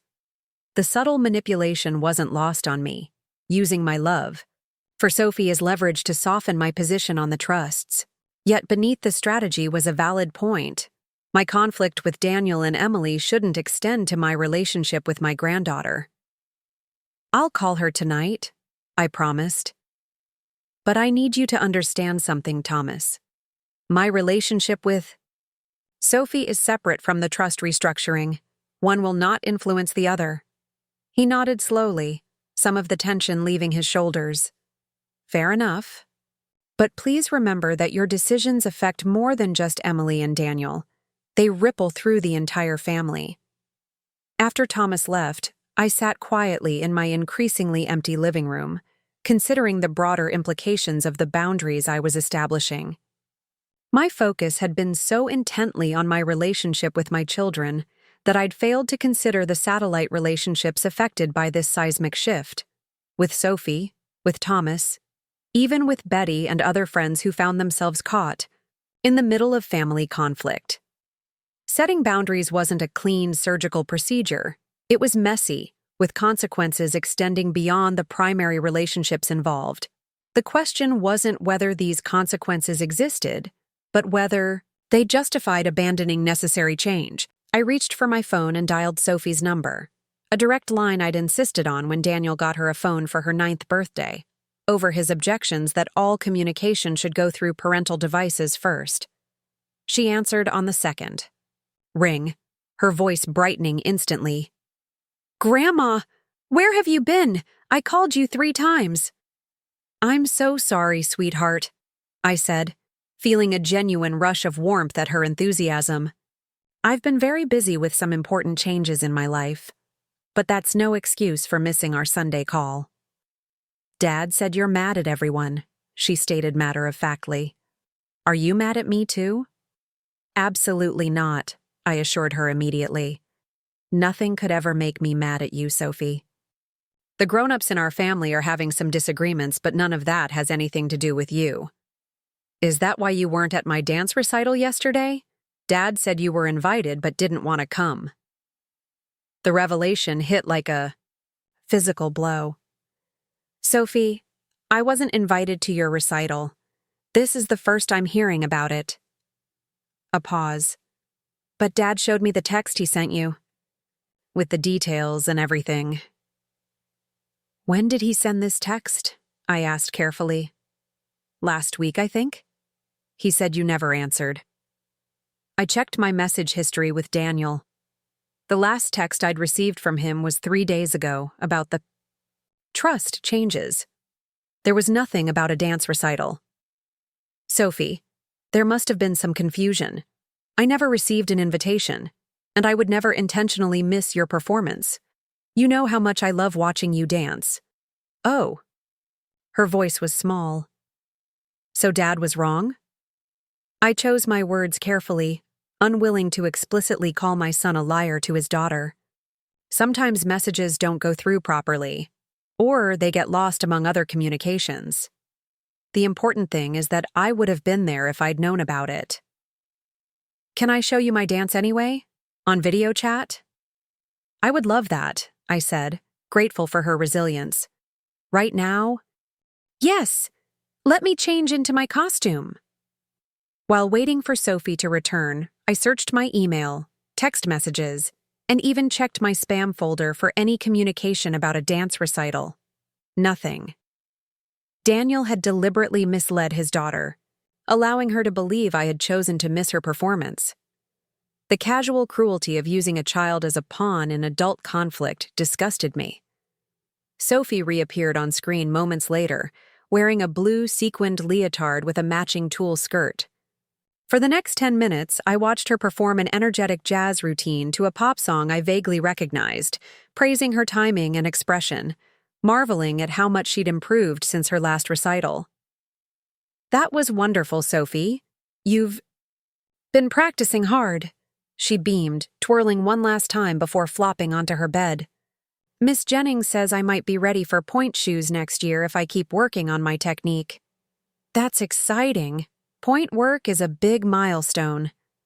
Her smile faded slightly. "Dad says ballet is too expensive and I should focus on school activities instead. But I love dance more than anything." Another familiar pattern. Daniel discouraging pursuits he deemed impractical, just as Robert had done with both him and Emily. How quickly we inherit and perpetuate the limitations placed upon us. "Well," I said carefully, "good technique takes time to develop. You have plenty of time to decide if point work is right for you." Sophie's expression brightened again. "That's what I told Dad. I said Grandma always says rushing important decisions leads to regrets."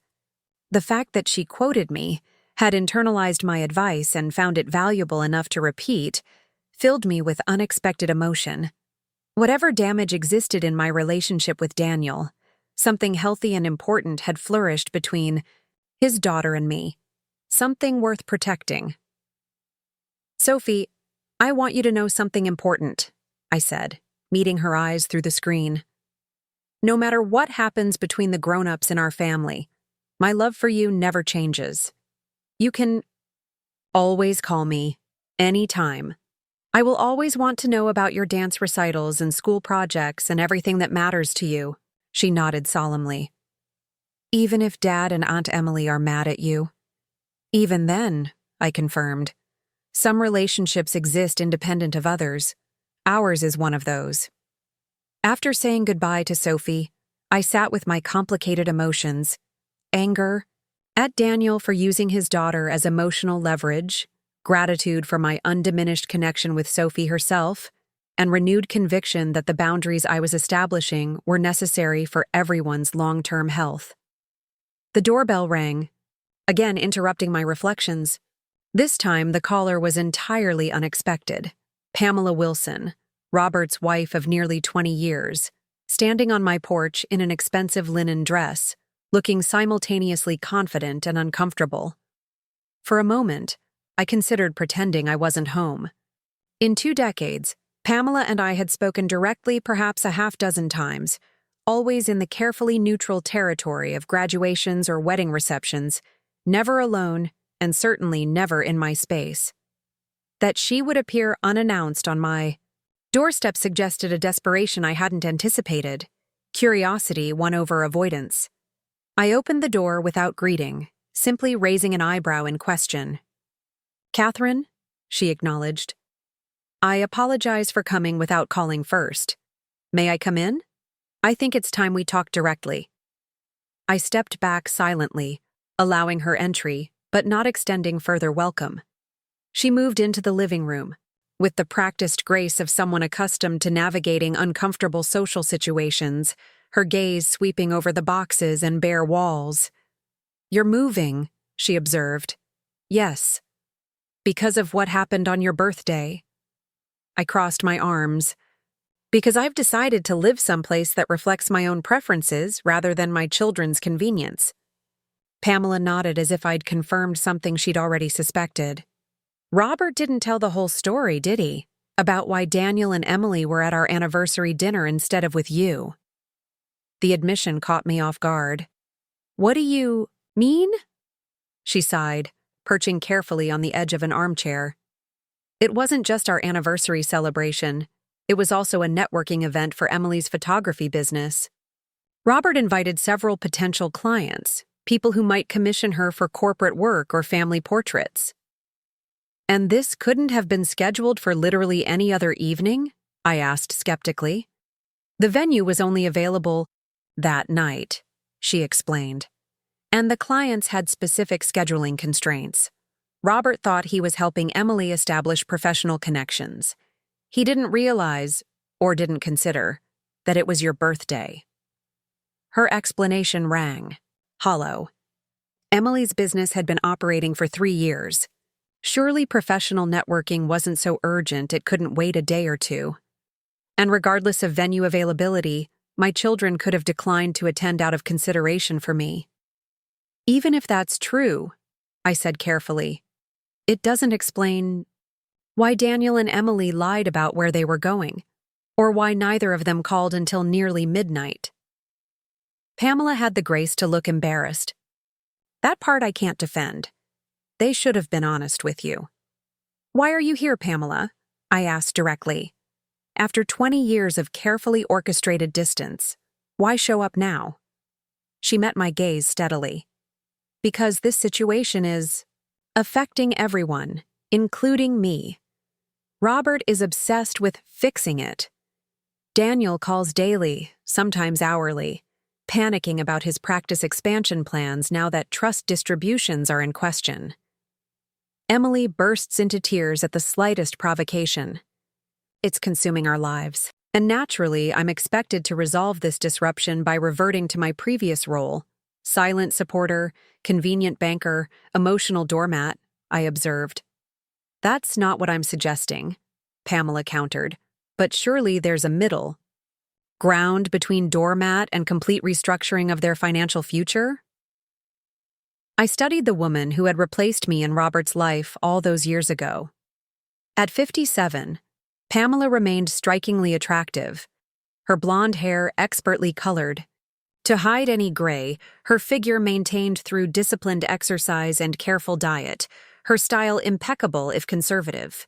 She had been Robert's administrative assistant when their affair began, but had long since established herself as a respected interior designer, catering to Oak Ridge's wealthy residents. There might have been middle ground once, I acknowledged, but that space eroded through years of being taken for granted, of watching my children increasingly prioritize their relationship with you and Robert over basic consideration for me. The trust restructuring isn't just about my birthday, it's about recognizing patterns that have persisted for decades. Pamela was silent for a moment, her manicured fingers fidgeting with the strap of her designer handbag. Then she said something. That genuinely surprised me. I understand more than you might think. Robert can be demanding in his expectations, inflexible about accommodating others' needs when they conflict with his plans.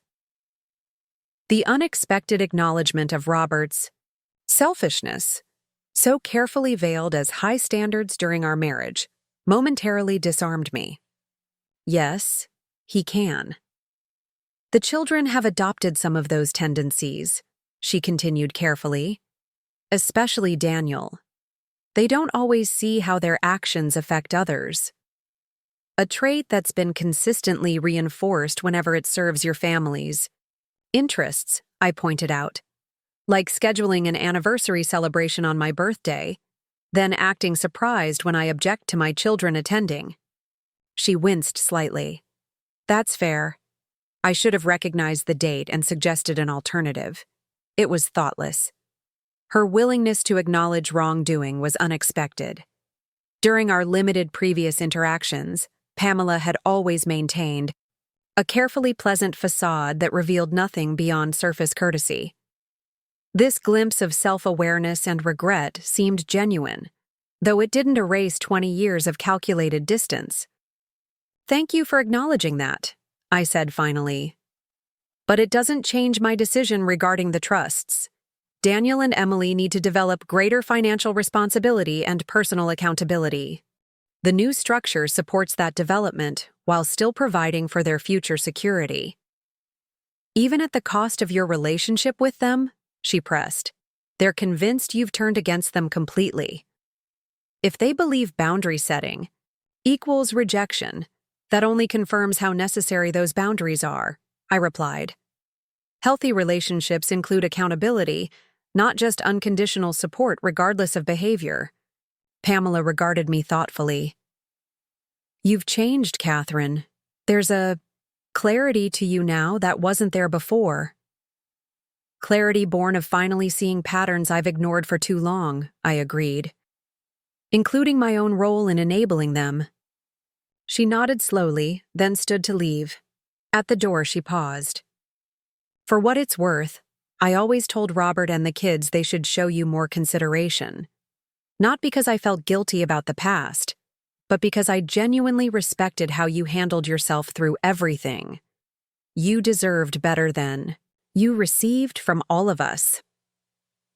The admission, coming 20 years too late, landed with complex weight. Thank you for saying that. It doesn't change anything, but I appreciate the acknowledgement. After Pamela left, I found myself unexpectedly emotional, not from sadness or anger, but from the strange validation of having my experiences confirmed by the last person I would have expected to support my perspective. If even Pamela recognized the patterns of disregard that had characterized my family relationships, perhaps I wasn't overreacting after all. My phone chimed with a text from James. Daniel called the office today, threatening legal action if trust amendments aren't reversed. Typical first response, nothing to worry about yet. I smiled slightly at his casual dismissal of my son's tactics. James had survived the contentious divorce from Robert. He wasn't easily intimidated by legal posturing. As evening settled around my increasingly empty home, I finished packing. Another box of books, volumes I truly wanted rather than those that had accumulated out of obligation or appearance. With each item carefully considered and deliberately chosen or discarded, My future was taking shape. A life defined by conscious choice rather than passive acceptance. Whatever challenges lay ahead, legal maneuvers, family pressure, emotional manipulation, I faced them with a certainty I'd never before possessed.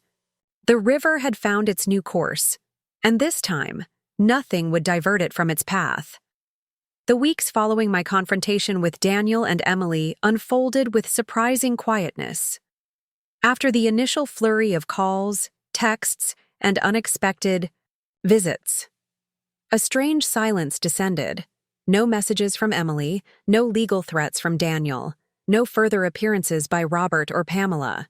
Even Betty, who had called daily in the aftermath of my birthday revelation, reduced her check-ins to occasional texts asking about my moving preparations. At first, the silence was unsettling. I had braced myself for escalation, tearful confrontations, legal notices, family interventions, and found myself instead facing an absence of response that felt both liberating and vaguely ominous. James assured me this was a common tactical retreat, a regrouping before the next offensive.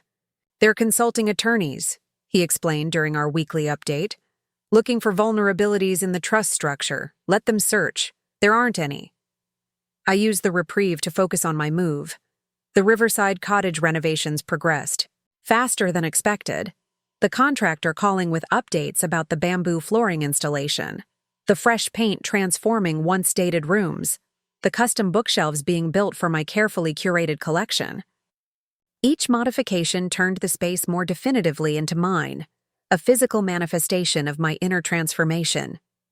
Packing my townhouse became a meditation on priorities.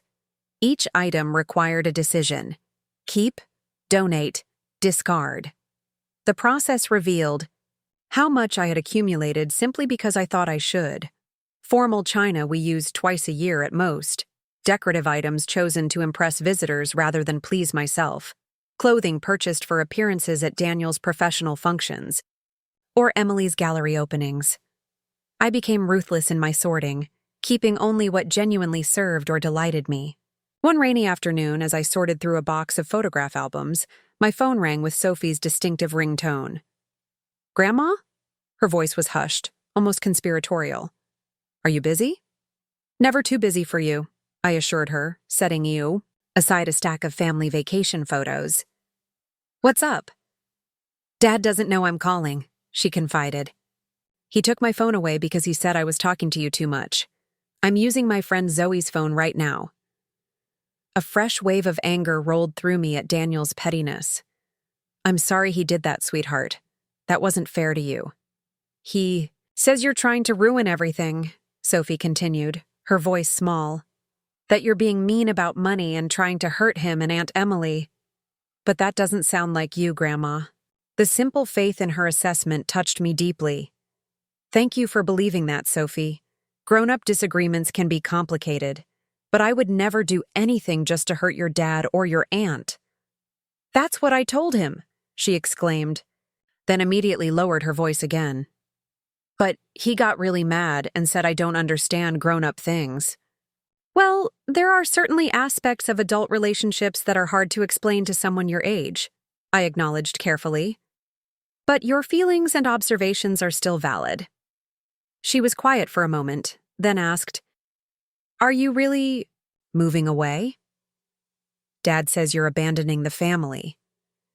"I'm moving to a cottage by Oak Ridge Falls," I explained. "It's only about 30 minutes from your house. That's hardly abandoning anyone." "Can I visit you there?" "Dad says probably not, but I really want to see it." "I would love for you to visit," I told her sincerely. "As soon as I'm settled, we'll work something out." "Promise?" She sounded so hopeful it made my chest ache. "I promise." After we said goodbye, I sat surrounded by photo albums, contemplating this new complication. Daniel was now actively interfering with my relationship with Sophie, removing her phone, mischaracterizing my actions, presenting my move as abandonment. It was a transparent attempt to use his daughter as leverage, one that revealed both desperation and a disturbing willingness to harm Sophie emotionally to achieve his aims. I called James immediately. We need to add specific provisions for Sophie to the trust amendments, I told him without preamble.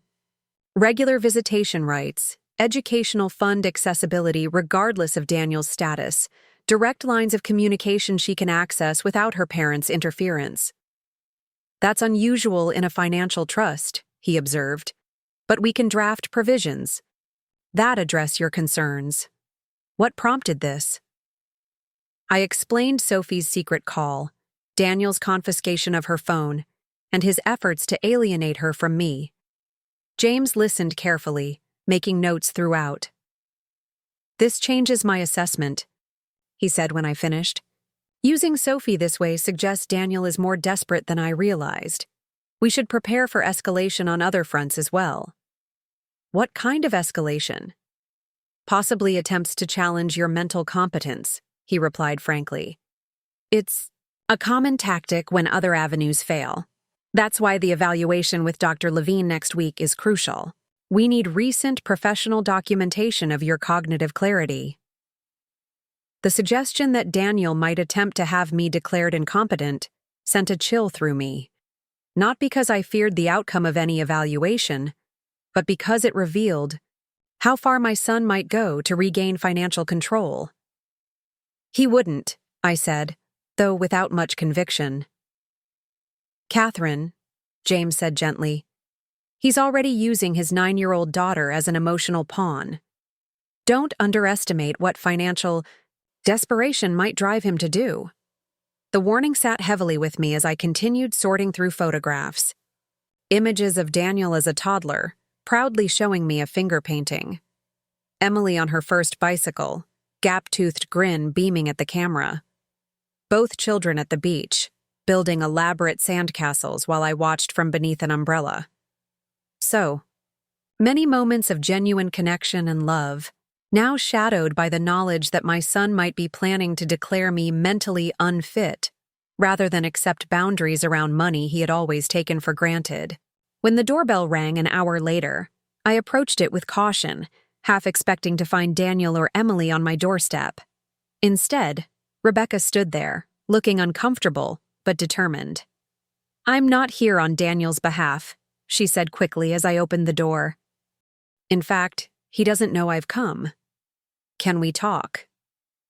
I let her in, curious about this unexpected development.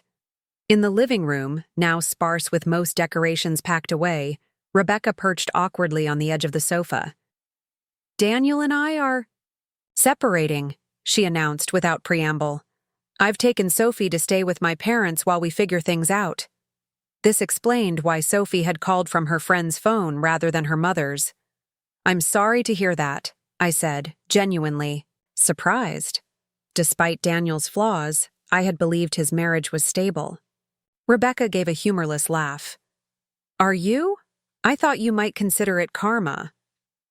I've never wished for my son's marriage to fail, I replied evenly, no matter our current disagreements. She nodded, accepting this. The trust situation was just the catalyst. We've been struggling for years. Daniel's financial decisions, his refusal to consider my career goals, his increasing resemblance to Robert in all the worst ways.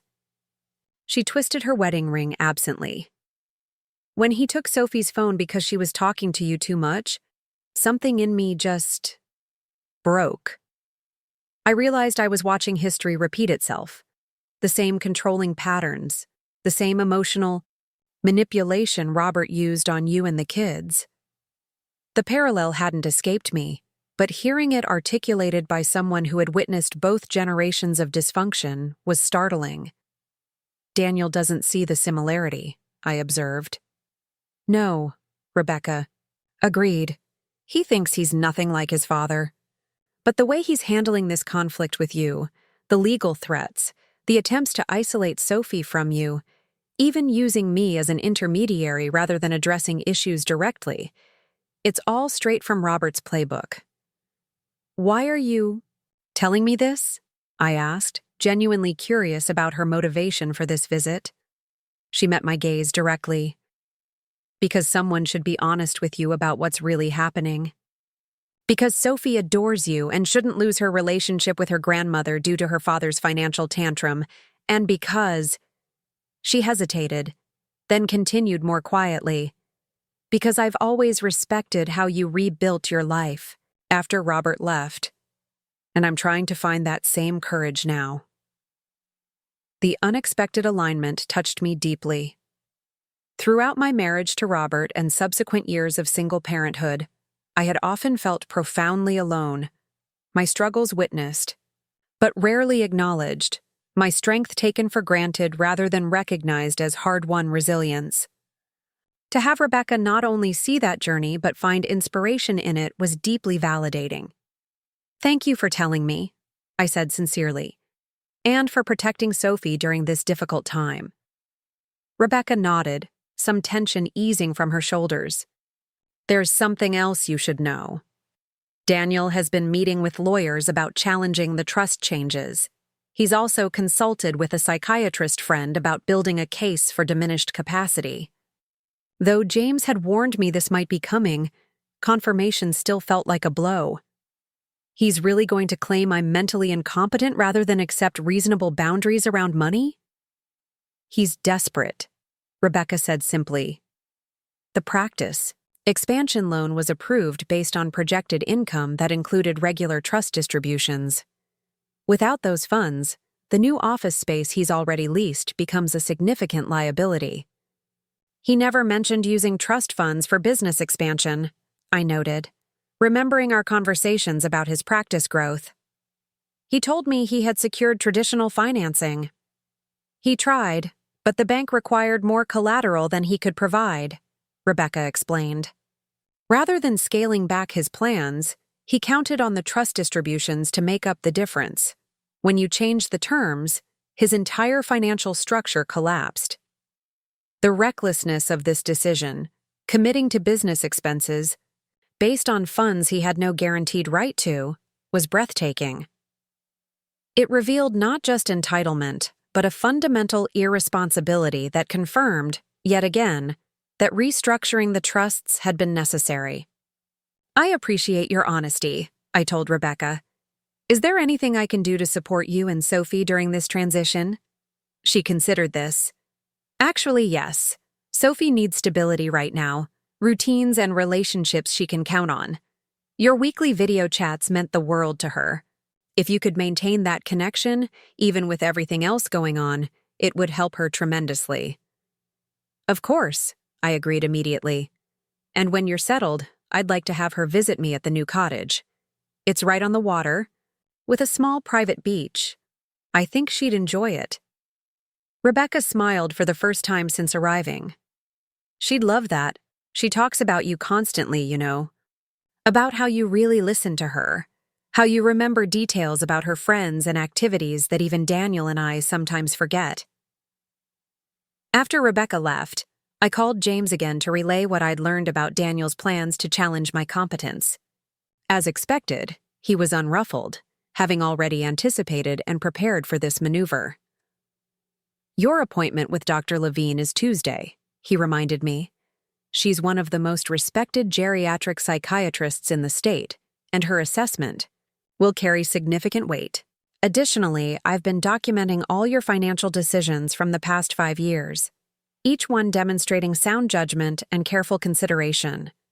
If Daniel wants to claim cognitive impairment, he'll need to explain why your investment portfolio has consistently outperformed market averages and why every major purchase has been thoroughly researched and appropriately financed." His confidence was reassuring, though the emotional reality of facing such an accusation from my own son remained difficult to process. I spent the evening continuing to pack, finding unexpected solace in the methodical work of wrapping photo frames and sorting through decades of accumulated possessions. The next morning brought unexpected news via a phone call from Emily. "Mom?" Her voice sounded different, hesitant, almost uncertain. "Do you have a few minutes to talk?" "Of course," I replied, setting aside the box I'd been labeling. "What's on your mind?" She took an audible breath. I've been thinking a lot about everything that's happened, about the trust changes, about missing your birthday, about how things have been between us for years, I guess. The uncharacteristic introspection caught me off guard. I'm listening. Rebecca came to see me yesterday, she continued. After visiting you, she told me about her separation from Daniel, about his plans to challenge your competence. It was. I don't know. It was like seeing our family from the outside for the first time. And it wasn't a flattering view. I remained silent, allowing her the space to continue this unexpected reflection.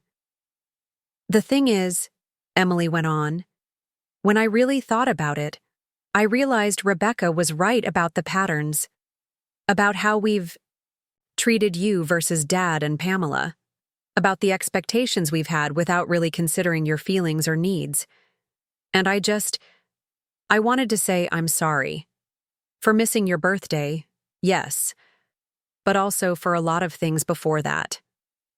The apology seemed genuine, lacking the calculated quality of previous attempts at reconciliation. Still, caution felt warranted. Thank you for saying that, Emily. May I ask what prompted this reflection beyond Rebecca's visit? She was quiet. For a moment. Thomas and I had a big fight after we got the trust amendment notification. He was furious about the lake house renovations potentially stalling. He said some things about how I've always expected you to bail me out financially while treating you as an afterthought emotionally. At first, I was defensive, but the more I thought about it, the more I recognized the truth in what he was saying. That couldn't have been easy to hear, I acknowledged. It wasn't, she admitted, but it was necessary. Mom, I've been thinking about some of the things you said, about me treating the trust as my personal emergency fund rather than the carefully structured support system you designed. You were right. I've taken it for granted, assumed it would always be there regardless of my choices or behavior. The acknowledgement was unexpected and touching. I appreciate you recognizing that. I'm not asking you to reverse the trust changes, Emily clarified quickly. I actually think the structure you've created makes sense. The financial counseling, the matching retirement contributions, the charitable giving requirements, they're all reasonable expectations for someone my age. I should have been doing those things already. Her acceptance of the new terms, without negotiation or emotional manipulation, suggested a sincerity I hadn't anticipated. What about Daniel? I asked, curious about her relationship with her brother during this family fracture. Emily sighed heavily. We're not really speaking right now. His approach to this whole situation feels extreme. Using Sophie as a pawn, threatening legal action against you. It's not how I want to handle things. Rebecca showing up at my door yesterday was a wake-up call. I don't want to become that family, using children as messengers, leveraging relationships for financial gain, refusing to acknowledge wrongdoing. I'm glad to hear that, I said sincerely. I've been concerned about the path Daniel seems determined to follow. He's panicking, Emily explained, though not defensively. The practice expansion was supposed to be his big achievement, proof he could build something impressive on his own terms. Now it's falling apart, and rather than scaling back or finding alternative funding, he's fixated on getting the trust distributions reinstated by any means necessary. Including declaring me incompetent, I noted. Which is absurd, Emily said firmly. You're the most financially savvy person I know. You've managed these trusts for 30 years without a single misstep. The fact that he would even consider that approach shows how desperate and irrational he's become. The clear-eyed assessment of her brother's behavior, without excuses or minimization, represented a significant shift in Emily's perspective. For years, she and Daniel had presented a united front in family matters, particularly regarding their relationship with Robert and Pamela. This separation indicated a maturity I hadn't been certain she possessed. What happens now? I asked. genuinely curious about her vision for our path forward. "I'd like to try again," she said simply. Not by pretending nothing happened or expecting everything to immediately return to normal, but by acknowledging the patterns that got us here and working to establish healthier ones moving forward. "I'd like that too," I admitted, "though rebuilding trust will take time." "I know," Emily agreed, "and I'm prepared for that. I've already started meeting the conditions in the trust amendments.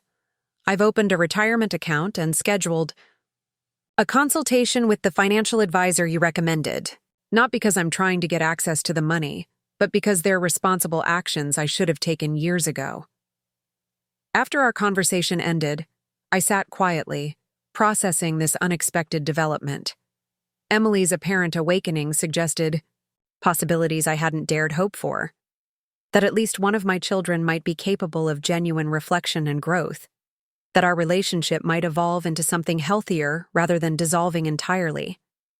Later that afternoon, as I carefully packed my grandmother's teacup collection, one of the few heirlooms I was bringing to the cottage, my doorbell rang again. This time, Daniel stood on my porch, his expression tightly controlled. "Rebecca says she came to see you," he said without greeting when I opened the door. "What did she tell you?" I regarded my son calmly, noting the tension in his posture, the defensive angle of his shoulders. "She told me you're separating, that she's taken Sophie to stay with her parents, and that you've been consulting lawyers about challenging my mental competence." His jaw tightened. "She had no right to discuss our private business with you."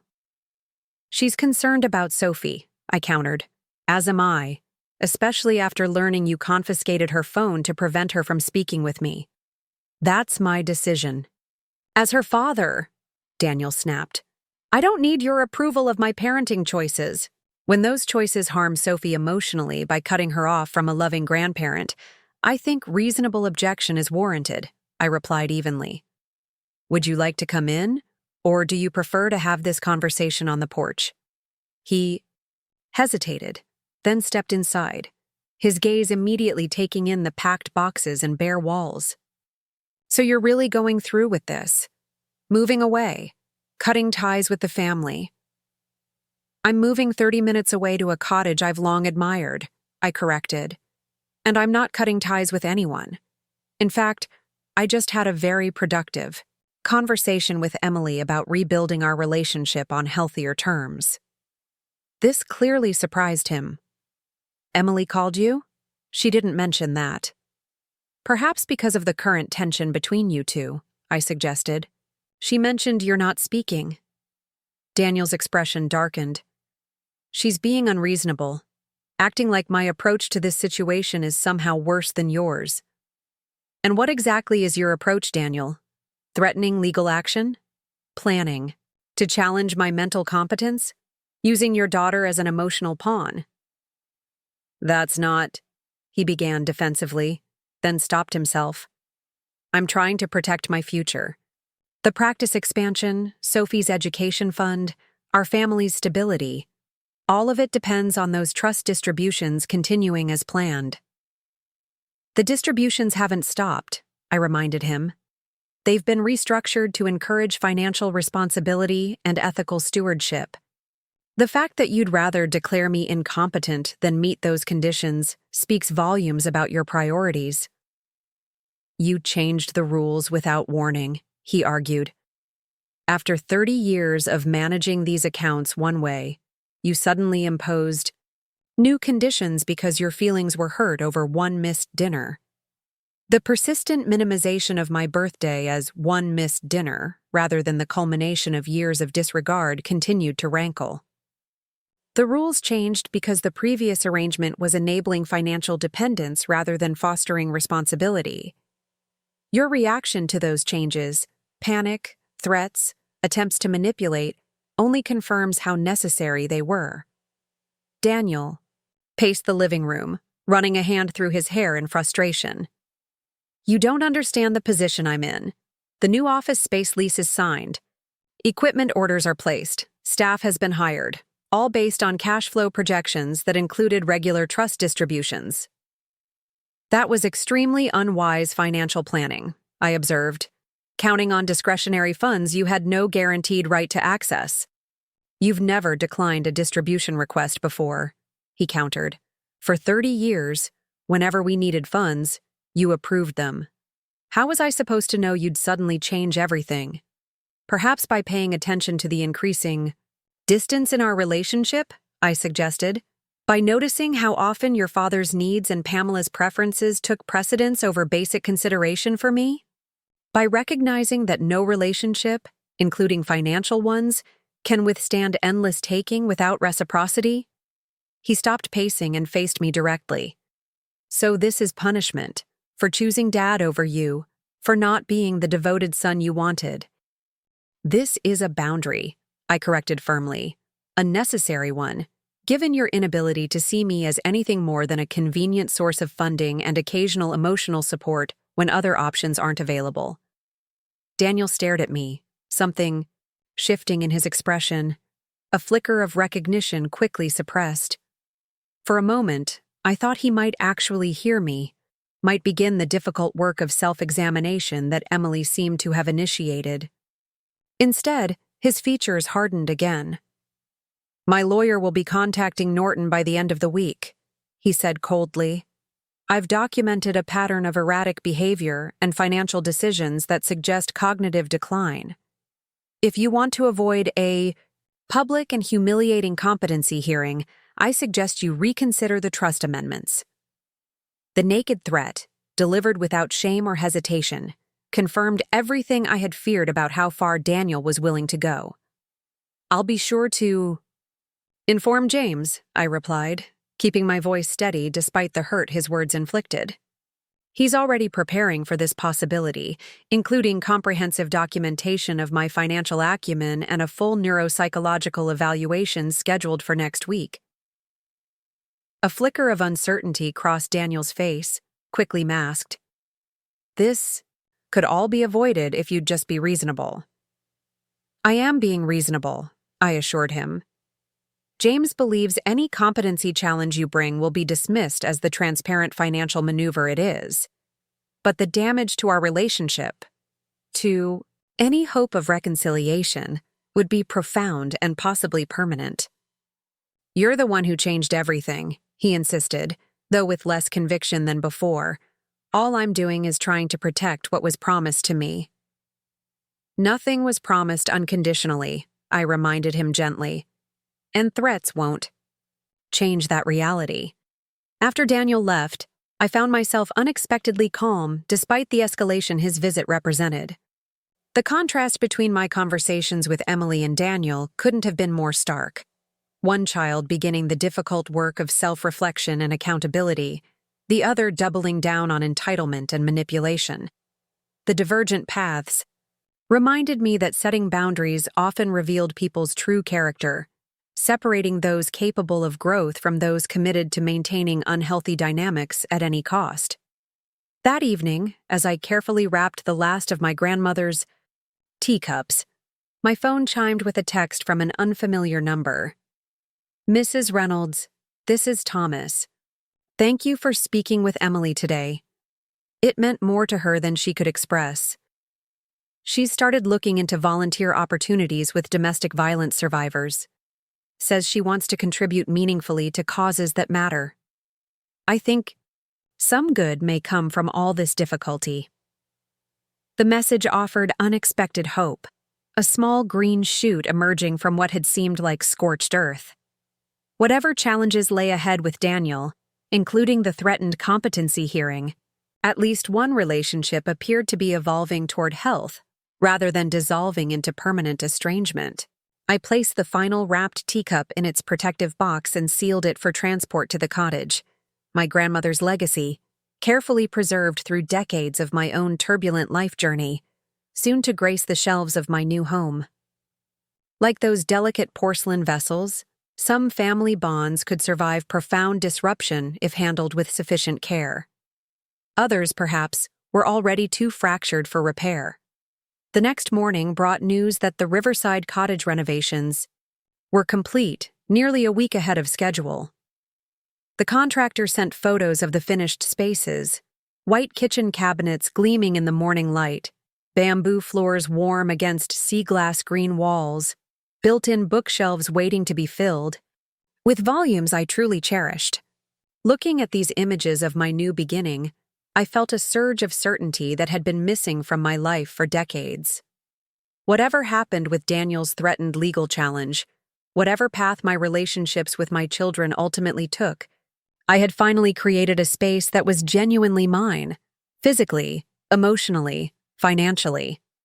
For the first time in 30 years, I was living according to my own values rather than others' expectations, setting boundaries based on self-respect rather than fear of abandonment.